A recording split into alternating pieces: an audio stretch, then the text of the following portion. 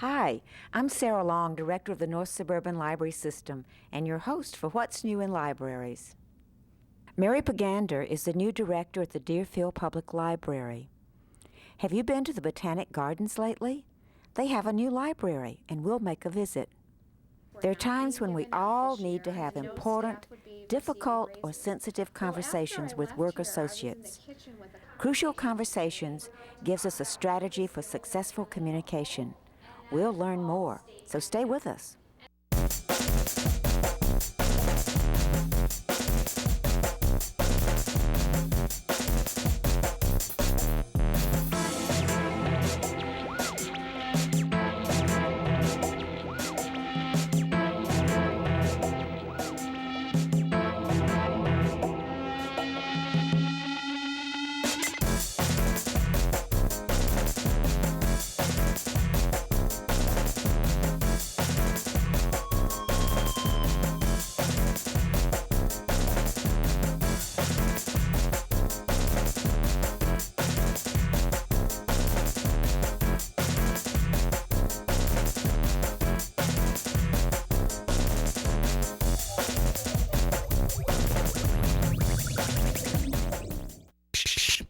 Have you ever been interested in local history?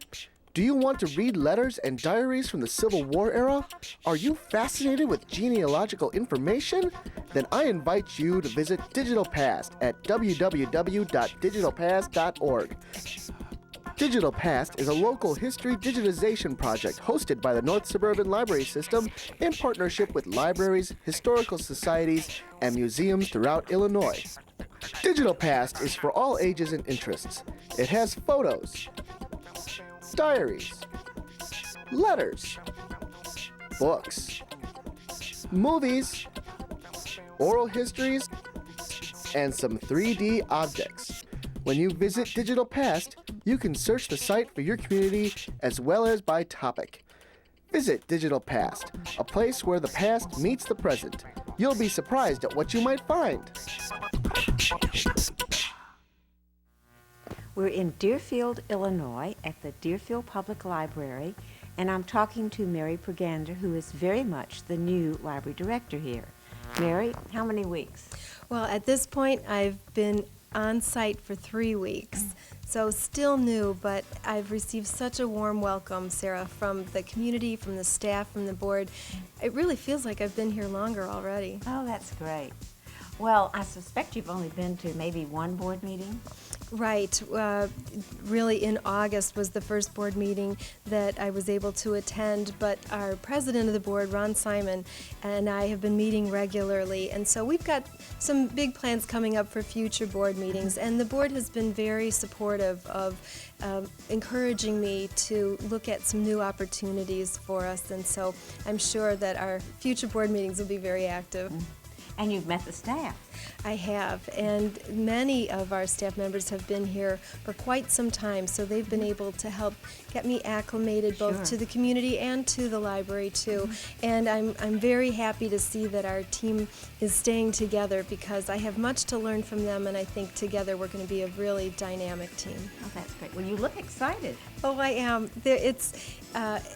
I hadn't been familiar with Deerfield before I got here, and as soon as I knew I had the position, I came to the community, drove around a little bit, went into some of the stores, ate in the restaurants, just wanted to get a feel for the community, and having a chance to meet some patrons at some of our events has shown me that it's a wonderful, it's a warm community. We're centrally located, so not only is the library here in the very heart of the community, but the community itself is in the heart of Lake County, so everybody can get to us very easily, and we look forward to connecting really out into the community. In fact, that if I had a word to sum up what I'd like to accomplish this year, it's really connecting. I'd like connecting, good word. Help us get reconnected with some of the organizations in the community.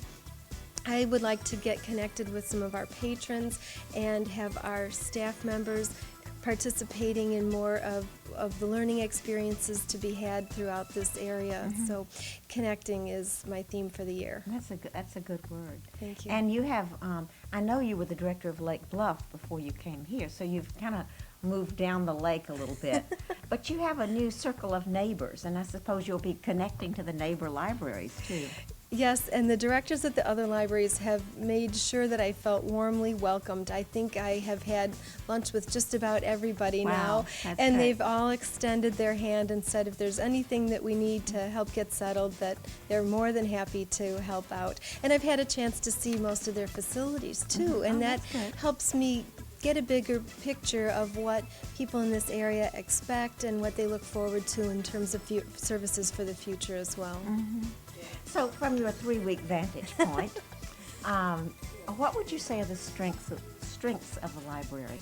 Well, definitely our people, both in terms of the board and the staff. I just see lots of people eager to serve. That is clearly the commitment, and as we have a chance to talk together and build some dreams and goals for the future, I think that commitment is something you'll see strengthened. That's great. Anything else you've noticed? Well, our collection is, I know, one of the largest for a library this size. Any surprises that you've discovered that you would like to admit on camera? From the street, I had no idea that we have these wonderful lower level vistas. So it's been a pleasure to come down into what in many libraries would be the basement, Sure. but see in fact that we've got lovely gardens visible even from inside the building. And I think that sense of connecting with nature is just very important. And we have a wonderful park. The park district here has invested very heavily in the park across the street, and our staff is looking at ways that we can provide programming together and do some projects together too, to take full advantage of the setting in which we find ourselves. Okay. Well, this is a great report, and I think what we should do is come back in, I don't know, year and a half, and see how you're doing. I think you'll find many exciting things. I think so, too. Any last word you'd like to put in? I guess just appreciation to the community and my board and staff for making me feel so welcome so quickly, and just feeling like I've really come home. Thank That's you. Great. Thank you.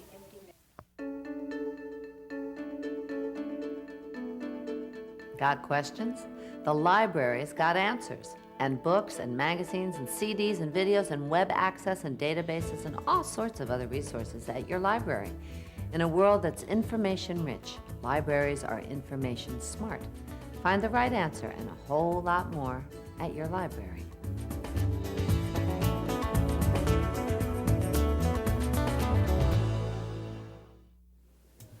We're at the Chicago Botanic Garden in beautiful Glencoe, and I'm talking to Leora Siegel, who is the librarian here at the Lenhardt Library. Did I get it all right? Yes. Oh, good. Now, this is a new library to me. The last time I was here, you were in a different space. That's correct. This library just opened on September 23rd to the public. We survived a 1-year construction project, and we actually stayed in the building on the edge of the construction so we could be open and serve our patrons during that time. How long have you been at the library? I have been at this library for about 6 years. Oh, have you? I'm sorry we hadn't met before now. I was the technical services librarian, Oh, I and see. I was the reference librarian, and now I'm the manager. Oh, I So- see. Just worked your way right up. Something like Yeah, right. Well, this is a beautiful, beautiful space, and you certainly have treasures, and the library certainly deserves this kind of a beautiful space. Now, I believe that the treasures are actually in a different room. Is that correct? We have a rare book reading room and storage room now, new additions to this new library, which we never had before, so we're able to house our incredible rare book collection that we purchased in 2002 from the Massachusetts Horticulture Society. Yes. And we have display cases at the front of the library, so we will have a rotating exhibit of treasures and other interesting books. These are beautiful. These are our oldest books, our oldest treasures from the 15th century. Wow. They are What language is that in? That one is in Greek from 1497, and this one is in Latin from 1483, and they're translations of Theophrastus's work, Historia Plantarum. And Theophrastus was the quote-unquote father of modern botany. Oh, really? Of ancient botany, I'm sorry, not of modern botany. and his categorization of trees and shrubs stays with us today. That's And he wrote interesting. that That's to quite a Thomas legacy. Aristotle. And this over here, this This is, is a spectacular isn't it? two-volume Oh. Hortus Isotensis by Basilius Bessler. oh, the And we are- detail. Yes, these are Would this be a woodcut? copper Oh, engravings. copper engraving. Yes, they are spectacular. They really are. We're happy to have this. My goodness, somebody worked a long time. Absolutely.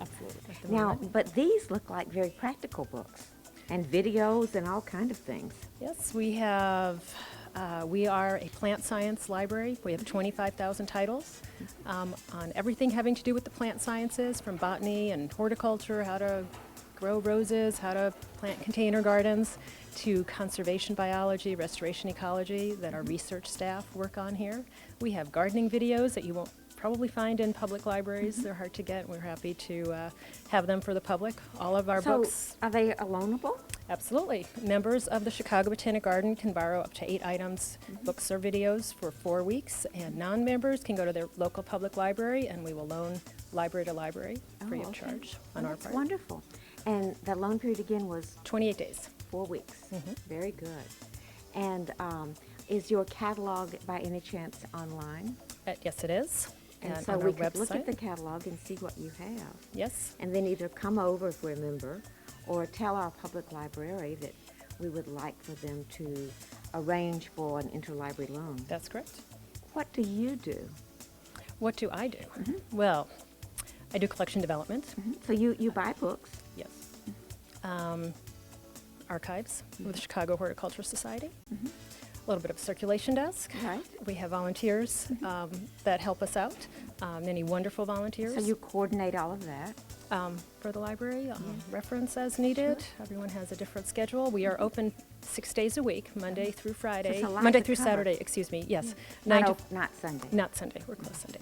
Well, this is probably a pretty good place to work, wouldn't you say? Fantastic. Yes. Yeah. This new space is Oh, it's just wonderful. gorgeous. It's a pleasure to be here. The ribbon windows are living murals as Barnes, the architect, designed, and it's a pleasure to be here. The whole first floor is now a museum floor for the public, so we have exhibits that will be rotating in.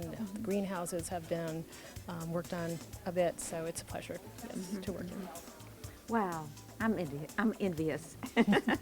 Is there anything else that you would like to add that you think our viewers would particularly like to know about this library? We also have some electronic resources available in our 4 computer carols. We subscribe to some databases, JSTOR, Bio1, and Garden Horticulture Literature Index that they can use on site here for research projects. Botany 1 class students, our master's students who are in joint Northwestern Chicago Botanic Garden program use our library and some of those resources, as do the joint master's program in landscape architecture with IIT. Those students are starting to use this library too, Oh, that's great. and some of those resources.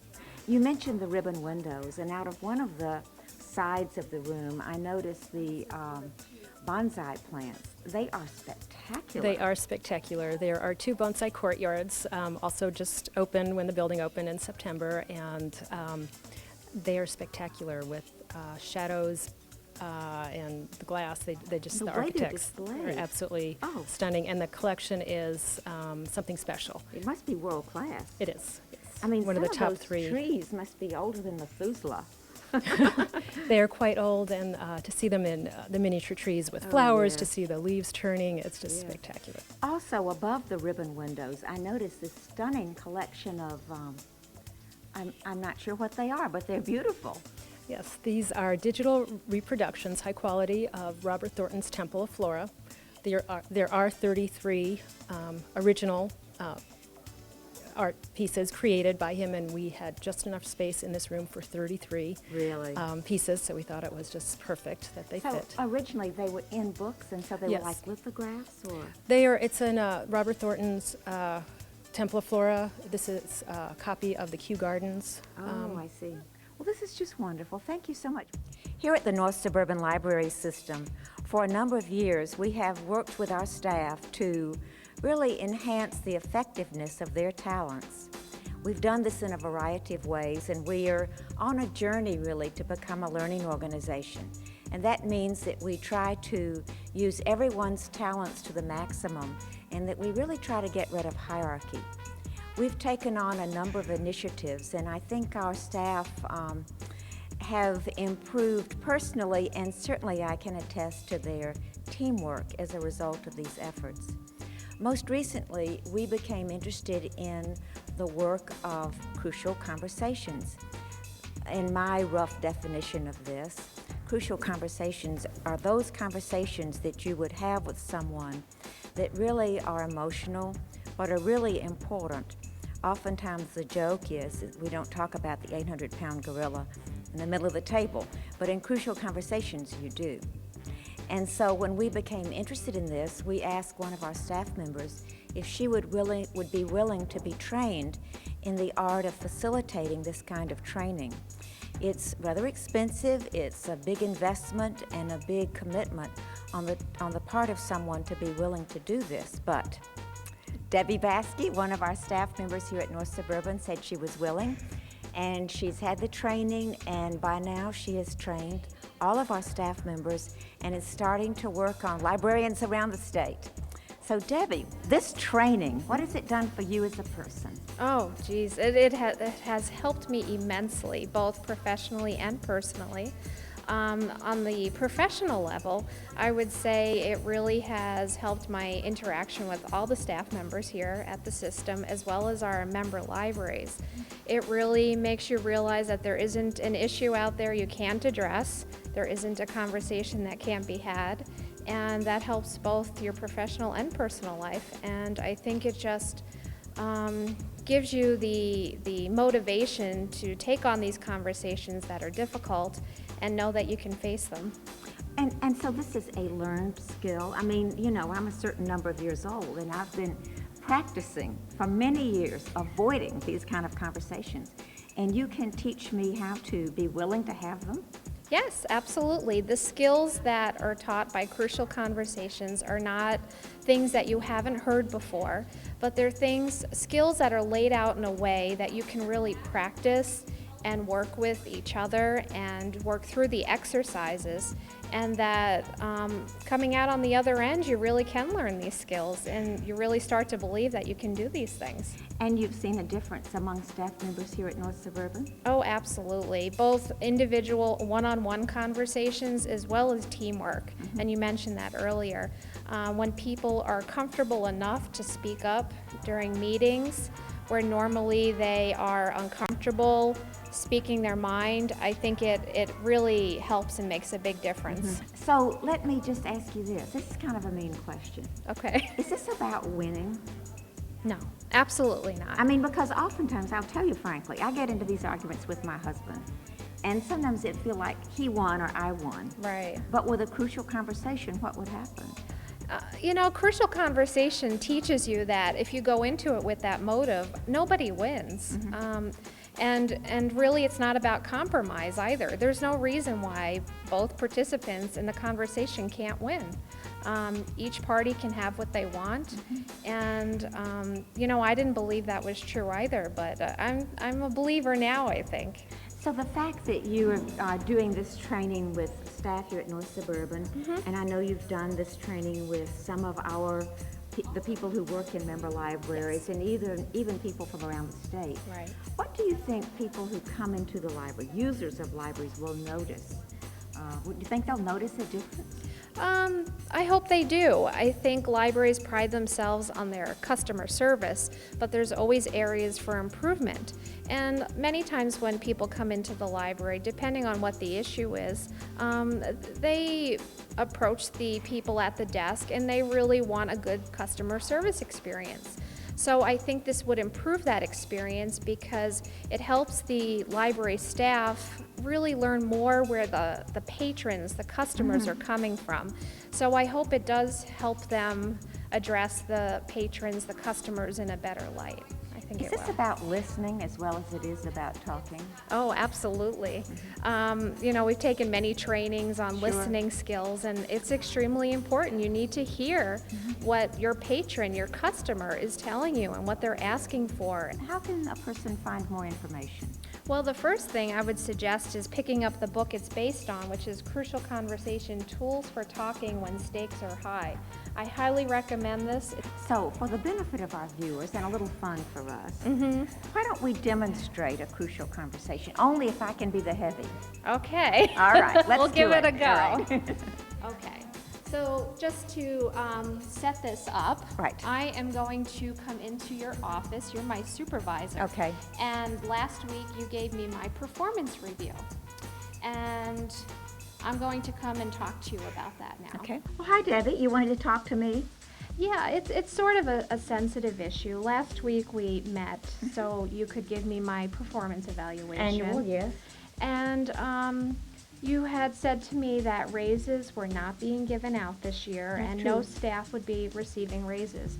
Well, after I left here, I was in the kitchen with a couple of my colleagues, and two of them mentioned to me that they received raises this year. They said that. They did. And I was curious why that was and why you didn't mention that to me. Well, I have no idea why people are making such statements like that. Well, it's possible that they're not telling the truth, but these are colleagues that I trust, and I know you do as well. Are you calling me a liar? No, Sarah, I would never call you a liar. I'm simply wanting to understand, because if I didn't do a good job, you told me in my performance review that my work was perfect and there were no problems with it. But if I'm not doing a good job for you, I want to know so I can do a better job next year. It's really important that I do a good job here and I do the best I can, so that's why I'm asking. So, are we talking about money?